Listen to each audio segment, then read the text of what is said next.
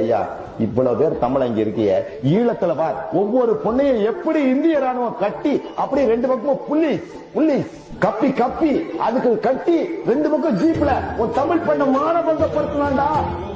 அப்ப கத்துறதுக்கு உனக்கு வக்கு இல்ல. ஒரு பச்சை உபச்சாரி கீழே கிழிச்சதுக்கு ஊரே கத்துறீங்களே, பார்க்கணும் துறைகளே வர்றியா? நாளைக்கு ஒரே மேடை அங்க சீரமையிலே போடலாம். இந்திய அரசியல்வாதி என்ற முறையிலே இலங்கை அரசால் சொந்தமாக அழைக்கப்பட்டு இலங்கை சென்றவன் நான் ஒருவன் மட்டுமே. வர்றீங்களா? தமிழருக்கு கண்ணீர் இருந்தீங்களே, ஈழத்தில் அடிபட்டது யாரு? உன் அக்கா தங்கச்சி அப்படி அடிபட்டு விட்டுருப்பியா? எவ்வளவு கீழே.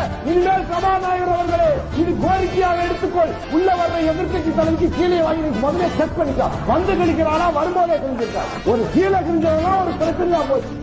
கொஞ்சமாவது ரோசர் இருந்துச்சுன்னா உங்களுக்கு இனமான உள்ளவனோட சேருங்க.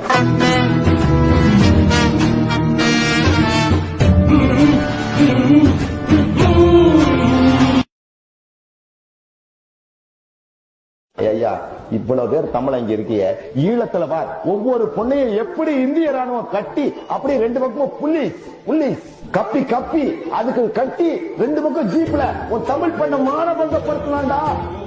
அப்ப கத்துறதுக்கு உனக்கு வக்கு இல்ல. ஒரு பச்சை உபச்சாரி கீழே கிழிச்சதுக்கு ஊரே கத்துறீங்களே, பார்க்கணும் துறைகளே வர்றியா? நாளைக்கு ஒரே மேடை அங்க சீரமையிலே போடலாம். இந்திய அரசியல்வாதி என்ற முறையிலே இலங்கை அரசால் சொந்தமாக அழைக்கப்பட்டு இலங்கை சென்றவன் நான் ஒருவன் மட்டுமே. வர்றீங்களா?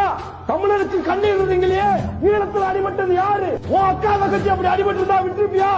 எவ்வளவு கீழே. இனிமேல் சபாநாயகர் அவர்களே, இது கோரிக்கையாக எடுத்துக்கொள். உள்ள வர்ற எதிர்கட்சி தலைமைக்கு கீழே வாங்கி முதல்ல செக் பண்ணிக்கா. வந்து கழிக்கிறானா வரும்போதே கழிஞ்சிருக்கா. ஒரு கீழே கிழிஞ்சவனா ஒரு பிரச்சனையா போச்சு. கொஞ்சமாவது ரோசர் இருந்துச்சுன்னா உங்களுக்கு இனமான உள்ளவனோட சேருங்க.